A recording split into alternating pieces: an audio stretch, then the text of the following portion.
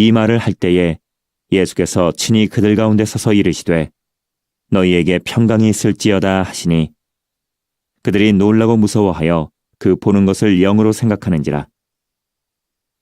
예수께서 이르시되 어찌하여 두려워하며 어찌하여 마음에 의심이 일어나느냐. 내 손과 발을 보고 나인 줄 알라. 또 나를 만져보라. 영은 살과 뼈가 없으되 너희 보는 바와 같이 나는 있느니라. 이 말씀을 하시고 손과 발을 보이시나 그들이 너무 기쁨으로 아직도 믿지 못하고 놀랍게 여길 때에 이르시되 여기 무슨 먹을 것이 있느냐 하시니 이에 구운 생선 한 토막을 드리니 받으사 그 앞에서 잡수시더라. 우리 인사하겠습니다. 관심 없습니다. 예, 관심 없습니다. 한번 옆에 분에게 인사해 보세요. 관심 없습니다. 네. 그까짓 것 관심 갖다가 인생 망치는 사람들 많아요.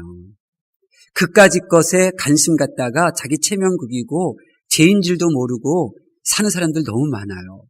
우리는 세상 사람들이 와하는 것을 그까짓 것으로 여길 줄 알아야 돼요. 그래야 살아요. 이번 한 주간 동안도 그까짓 것으로 여기셔서 관심 두지 마시고 여러분을 살리고 상급받는 일에 관심 가지시기를 예수님의 이름으로 축원합니다. 다시 한번 따라 할까요? 예수님 다시 사셨습니다. 네. 예수님의 사역 하면 두 가지 큰 사역이 있어요. 사람들은 여러 가지 신학자들은 이렇게 이야기를 하는데 제가 성경을 보면 예수님의 사역은 오직 딱 두 가지예요. 예수님께서 모든 죄, 나의 죄, 너의 죄, 우리의 모든 인류의 죄를 다 지불하시려고 십자가에서 못 박혀 죽으셨어요. 이게 첫 번째 사역이에요. 예수님께서 이 십자가를 지심으로 말미암아 내 안에 있던 죄가 다 그분에게 옮겨지고 나의 신분이 완전히 달라진 거예요. 나에게 새로운 기회가 생긴 거예요. 이게 십자가의 사역이에요. 그리고 다른 하나 예수님의 중요한 사역은 부활하신 거예요. 주님께서 3일 만에 사망 권세에 계시고 다시 살아나셨어요. 예수님의 부활하심으로 말미암아 인류는 놀라운 정보를 얻게 되었어요. 죽으면 다가 아니네. 다시 부활한 몸은 놀라운 이 시간과 공간을 초월하는 놀라운 몸이네. 놀라운 정보를 얻게 된 것이죠. 그래서 사는 삶의 자세가 완전히 달라지는 거예요. 인생의 무게의 중심이 완전히 달라져요. 주님의 부활로 말미암아. 그런데요, 예수님의 사역의 핵심인 이 십자가 대속 사건과 이 부활의 이 사역은 분명한 차이점이 있어요. 분명한 차이점이 있어요. 예수님께서 십자가를 지시기 위하여 이 세상에 오실 때에는 모든 이들을 다 만나셨어요. 이스라엘 전역을 다 찾아다니셨어요. 5,000명, 7,000명 사람들이 지고 있는 무거운 짐, 그들의 수고로움을 벗을 수 있도록 다 모든 무리들을 다 도와주시고 만나주셨어요. 그러니까 수많은 무리들이 예수님을 찾았고 예수님께서는 그들의 필요를 다 채워주셨어요. 이게 십자가 사역을 위한 예수님의 모습이었어요. 그런데 무덤에서 다시 사신 예수님께서는요, 모든 이들을 만나지 않으셨어요. 예수님께서 특별히 찾아가신 사람들이 있었어요. 저는 십자가의 이 사건이 너무 귀하고 소중한 이유가요, 바로 이 부활 사건 때문에 그래요. 저 같은 경우는 그랬어요. 부활이 없는데 제사함이 뭐가 필요해요? 부활이 없는데. 이 십자가 사건보다도 이 부활 사건이 너무너무 귀한데 이 부활의 이 사역에 참여했던 사람들은 무리가 아니었어요. 14명, 기껏해야 15명, 2명, 1명, 서너 명 있는 곳에 주님이 찾아가셨지 이렇게 많은 공간에 부활하신 주님이 나타나지 않았어요. 그렇게 부활하신 후에 소그룹으로 찾아가신 후에 500명 앞에서 승천하신 것이지. 오늘 본문에 보면 예수님께서 부활하신 당일에 누구를 만나셨을까? 부활하신 예수님께서 찾아가 주시고 만나 주신 사람들의 이야기가 오늘 본문의 이야기예요.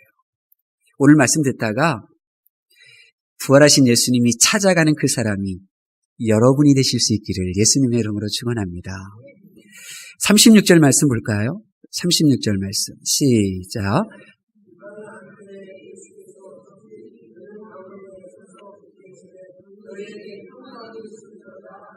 아멘. 이 말을 할 때에 예수께서 친히 그들 가운데 서서 이르시되, 저는 이 말씀이 얼마나 위로가 되는지 몰라요.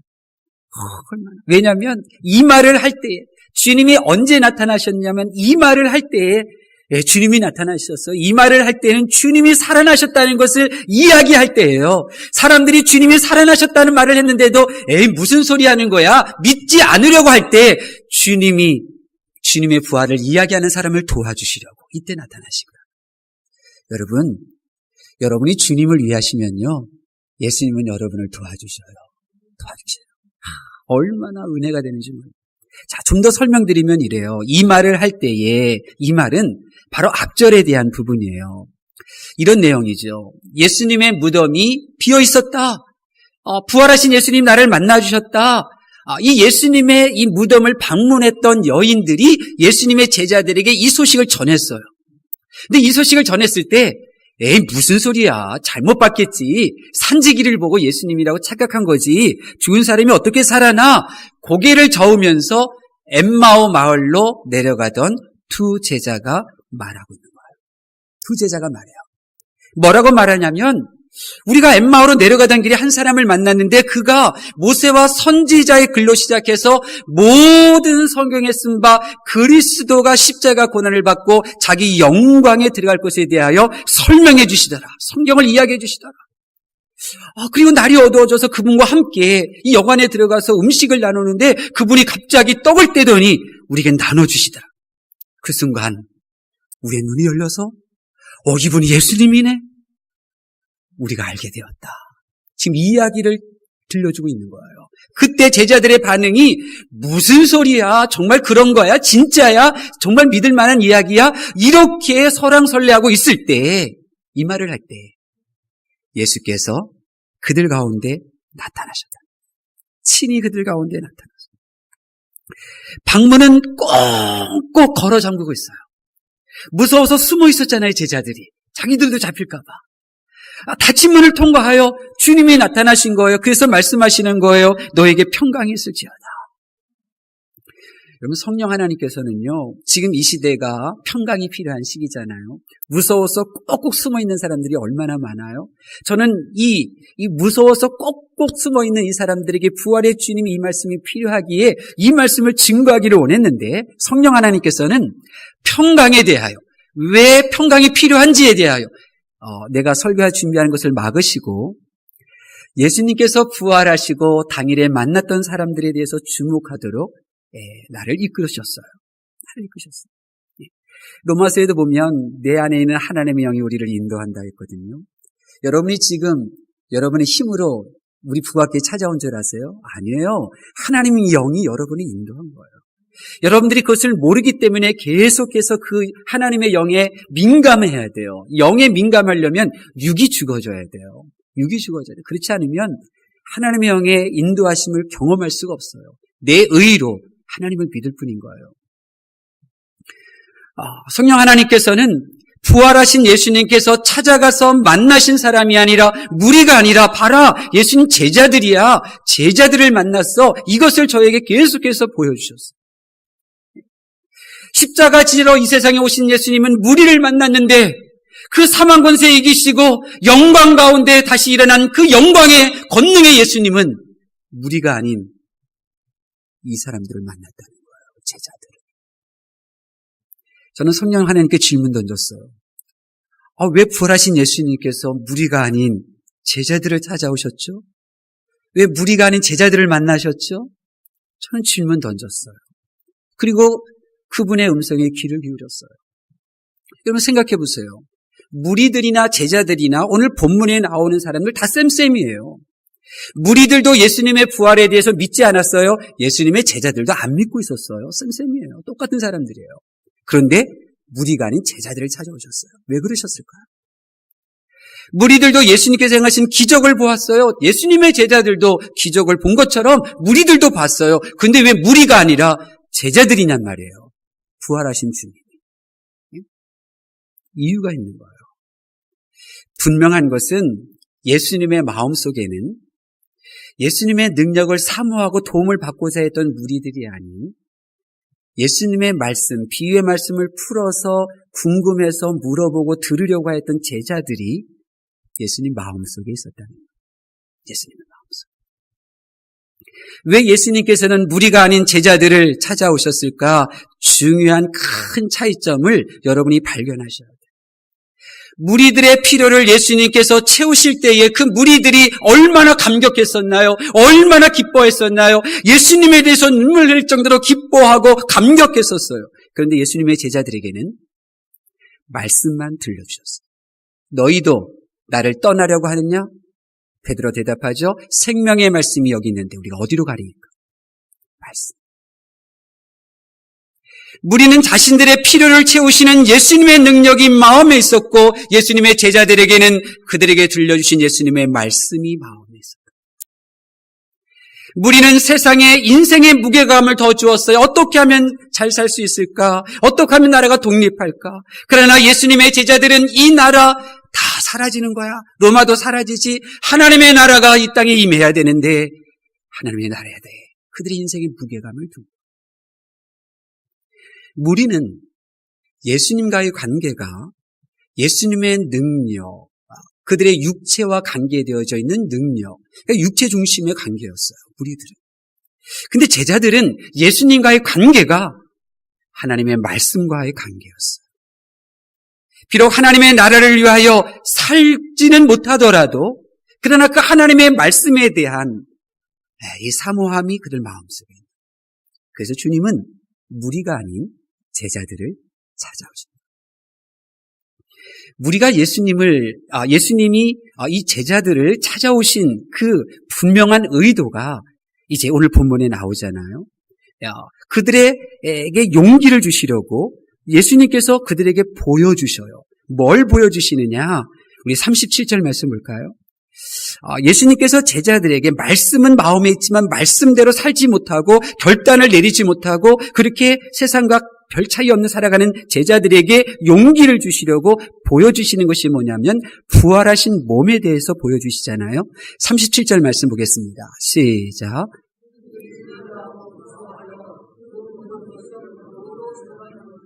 아멘. 그들은 제자들이잖아요. 놀랐어요. 무서워했어요. 왜 놀랐을까요? 제자들이 왜 놀랬죠?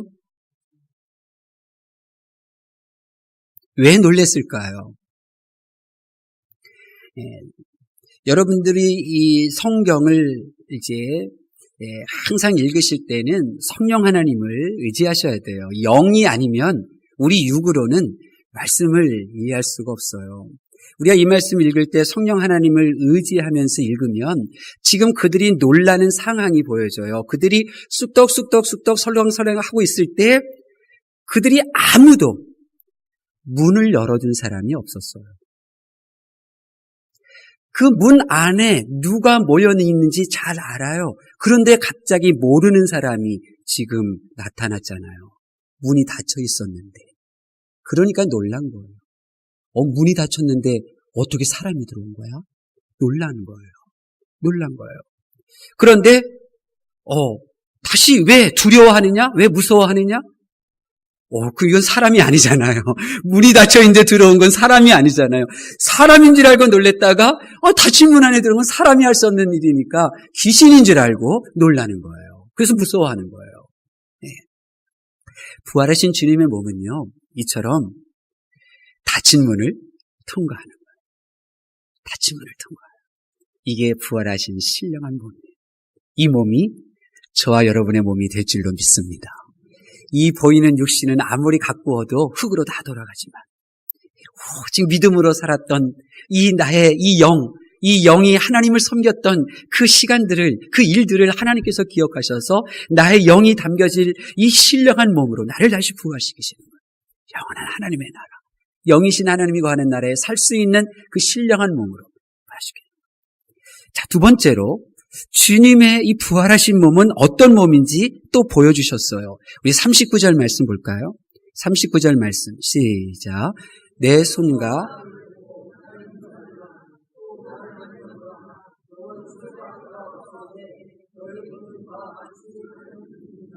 아멘. 주님께서 부활하신 몸을 보여주셨는데 그 몸이 어떤 몸이에요? 내 손과 발을 보고 나인 줄 알라. 부활한 몸은요, 서로를 알아볼 수 있어요. 부활한 몸은요, 서로를 알아볼 수 있어요. 몰라보는 영이 아니에요. 손과 발을 예수님께서 보여주시면서 나인 줄 알라 그러시잖아요. 이게 손과 발이 어떤 몸이에요? 주님의 부활하신 몸이에요. 부활하신 몸은 서로 아는 거예요.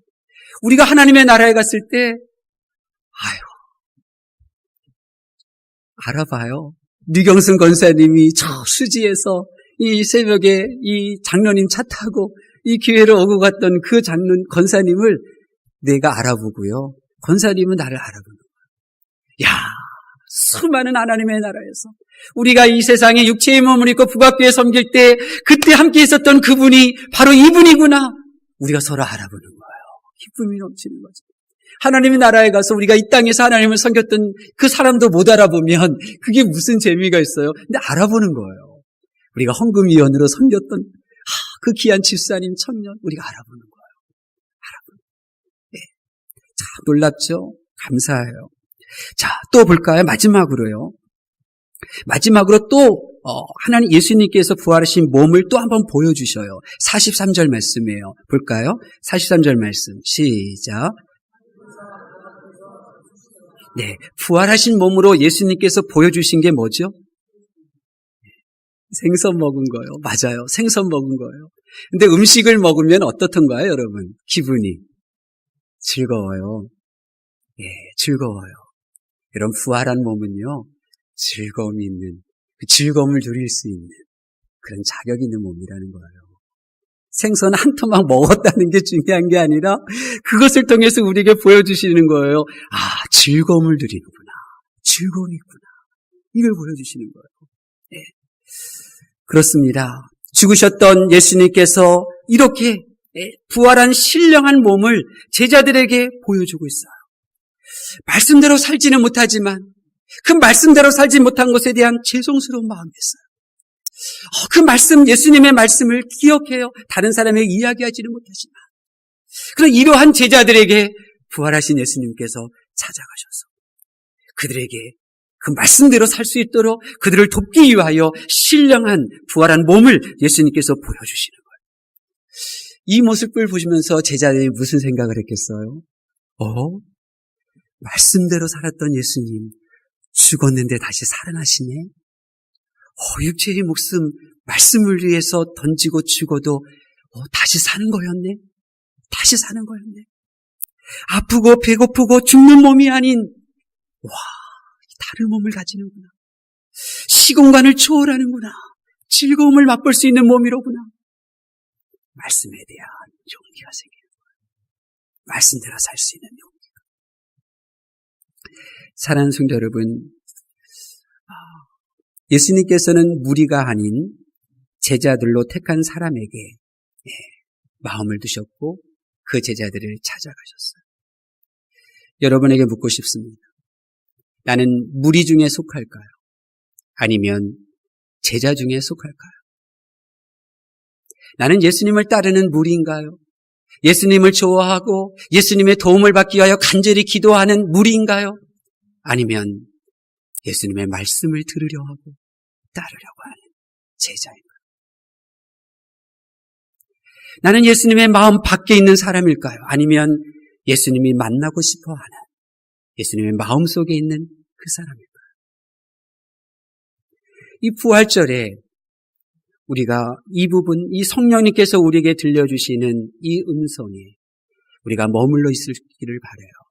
나는 주님이 찾지 않는, 부활하신 주님이 찾지 않는 예수님의 능력과 경험을 경험했던 무리에 속하는 사람인가? 아니면 부활하신 주님이 나를 찾아오실 만한 제자인가? 부활하신 예수님께서 예수님의 능력을 경험하고 사랑하던 무리가 아닌 주님의 말씀을 듣고 알고 있던 제자들을 찾으셨다면 영광 가운데 다시 이 세상에 재림하시는 예수님께서는 어떤 사람을 찾아 만나려고 하실까요? 우리 인생의 신앙의 성공은 예수님을 만나는 거 아니겠어요? 신앙의 성공은요, 예수님 만나는 거예요. 예수님 만나지 못하면 우리 대제사장 되고 타이틀이 높아도 실패해요. 실패해요. 사두개인들, 바리새인들 아무리 성경 베껴 쓰고 행해도 소용이 없어요. 주님 못 만나는데. 주님 못 만나는데. 그런 신앙 무슨 소용이 있나요? 죽음을 이기시고 무덤에서 다시 살아 걸어 나오신 예수님께서 질병을 고쳐주고 굶주림을 해결해 주신 무리들을 만났다는 말씀, 나는 성경에서 읽어본 적 없어요. 무리들 가운데는 예수님을 사랑하는 사람, 예수님에 대해서 고마워하는 마음을 가진 사람 없었겠어요? 있었어요. 왜 없었겠어요? 주님이 그를 눈을 뜨게 하고 일어나 걷게 했는데. 근데 예수님께서는 자신에게 호감을 가지고 있는 사람이 아닌 예수님의 말씀을 가장 많이 들으려고 했고 알고 있었던 제자들을 찾아가 만나셨어요. 저는 이 사실로 인하여 두렵고 떨리는 마음으로 하루의 첫 시간에 성경책을 펼쳐 새벽 예배를 드려요. 나는 부활하신 예수님이 찾아가 만나고 싶어 하는 그 사람입니다. 나는 다시 구름 타고 이 세상의 영광 가운데 오시는 그 주님이 반드시 찾아가 만나고 싶어 하는 주님의 제자인가. 잊지 마십시오. 무리들 중에는 예수님을 사랑하는 사람도 있었고 예수님에 대하여 고마운 사람이 있었으나 부활하신 예수님은 그들을 찾아가지 않으셨어요. 다시 말씀드리면 내가 예수님에게 고마운 마음이 있다거나 혹은 내가 주님을 사랑한다고 해서 반드시 부활하신 주님이 나를 찾아와 나를 만나주신다는 것이 아니라는 말씀입니다. 나를 만나주시는 주권은, 선택은 내게 있는 것이 아니라 주님께 있는 거예요. 한결같이 부활하신 예수님께서는 제자들을 찾아가시고 제자들을 또 찾아가셨습니다. 그렇다고 하면 우리는 북악교의 교인이 아닌 북악교의 예수님의 제자들이 되어야 하는 것입니다. 우리도 주님이 찾아오시는 제자가 되어야 하고 우리도 주님이 만나고 싶어하는 제자로 살기 위하여 하나님 앞에 엎드려야 되는 것입니다. 물론 예수님의 제자는 무리들처럼 예수님이 십자가 달릴 때 외면도 했어요. 예수님의 제자들도 부활하신 예수님을 믿으려고 하지 않았어요. 믿음도 연약해요. 그러나 겉으로는 무리나 제자나 별 차이가 없는 것 같지만 그렇지가 않아요. 그럼에도 불구하고 예수님께서 제자들을 찾아가신 이유는 제자들의 마음밭이 틀려요. 마음밭이 틀려요. 하나님은 마음의 중심을 보시는 분이에요. 마음의 중심을, 행동이 아니라. 예수님은 보신 거예요. 제자들이 비록 예수님을 버리고 예수님을 배신했고 예수님을 떠나갔지만 그들의 생각 속에 하나님의 말씀이 맴돌고 있는 그 마음을 보시는 거예요. 하나님의 말씀을 받들지 못한 것에 대한 죄스러워하는 그 마음을 예수님께서는 보시는 거예요. 그들을 찾아가셨어요. 북악교회로 부름받은 성도 여러분, 하나님께서는 우리 북악교회를 말씀과 예수님 중심의 교회로 세우셨습니다. 다시 말씀드리면 우리 북악교회 성도의 유전자는 말씀이요 예수님이라는 것입니다. 아무리 내 육신이 북악교회를 오래 다닌다 할지라도 내 마음에 하나님의 말씀에 대한 순종의 마음이 없다면 하나님은 나를 북악교회 성도로 인정하지 않으신다는 것입니다. 우리 북악교회 성도의 유전자 DNA는 말씀입니다. 말씀을 따르지 못하는 애통함이 있는 심령이 있어야 부활하신 주님이 나를 찾아오시는 진짜 북악교회 성도가 되는 것입니다. 말씀대로 살아내기 위하여 몸부림치며 기도하여야 부활하신 주님이 찾으시는 그 주님의 제자가 되는 것입니다.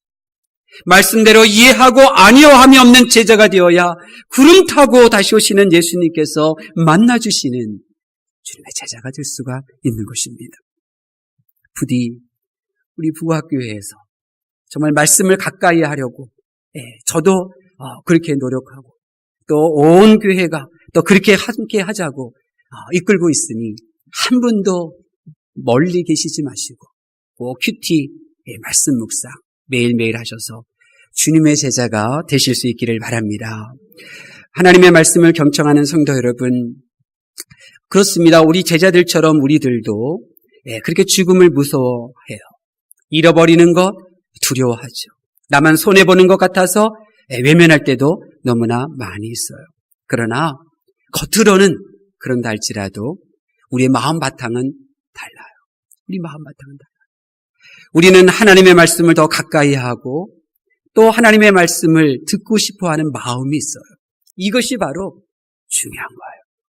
바로 이렇게 하나님의 말씀을 사랑하고 가까이 하려고 하는 이 우리들을 예수님께서는 제자야 인정해 주시고 우리를 찾아와서 만나 주실 줄로 믿습니다.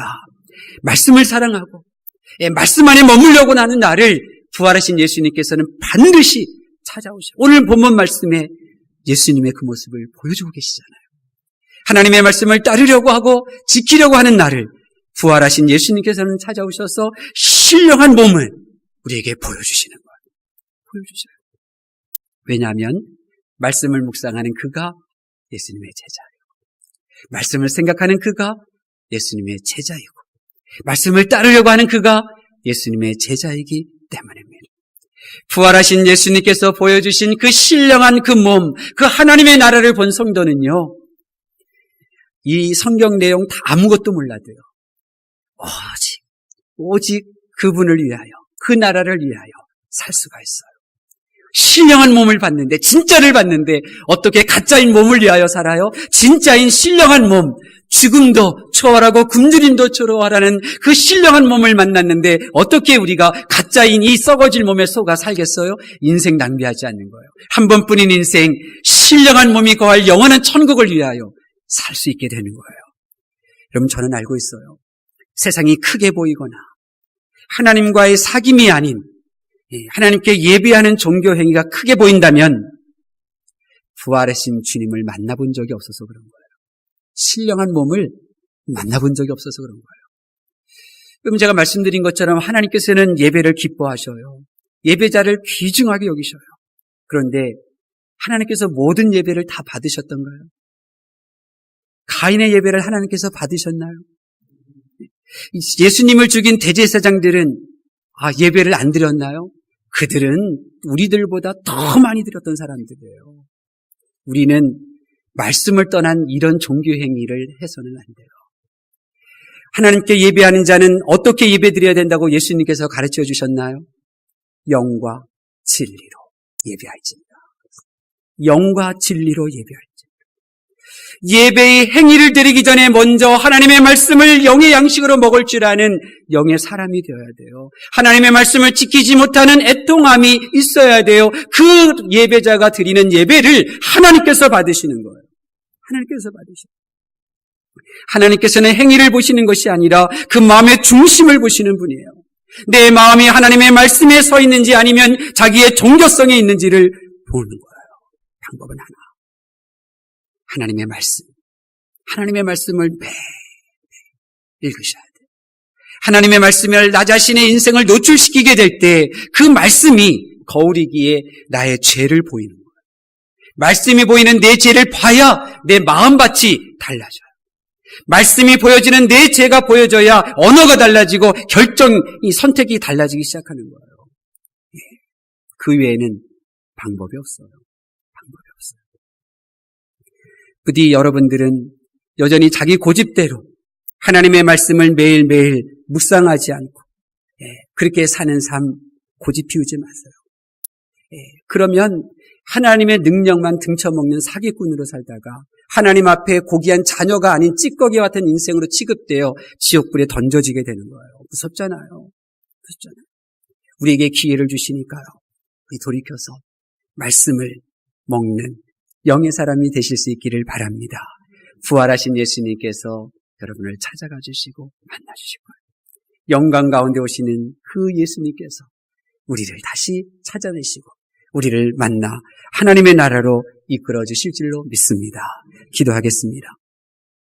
하나님께서 사랑하시는 성도 여러분, 부활하신 예수님께서 찾아오시는 그 사람이 누가 될 것입니까? 누가 다시 오실 예수님께서 찾아와 만나주실 그 영광을 누릴 그 사람이 될 것입니까? 하나님의 말씀대로 사셔야 합니다. 괴로워도 힘들어도 좀 부족하게 살아도 말씀대로 사는 그 제자를 부활하시고 다시 이 땅에 오실 예수님께서 찾아 만나 주시게 되는 것입니다. 부디 여러분 한 분 한 분이 찾아오시는 주님이 만나보고 싶어 하는 그 사람이 되실 수 있기를 바랍니다. 여호와는 내게 복을 주시고 너를 지키시기를 원하며 여호와는 그 얼굴로 내게 비치사 은혜 베푸시기를 원하며 여호와는 그 얼굴을 내게로 향하여 드사 평강 주시기를 원하노라. 아멘.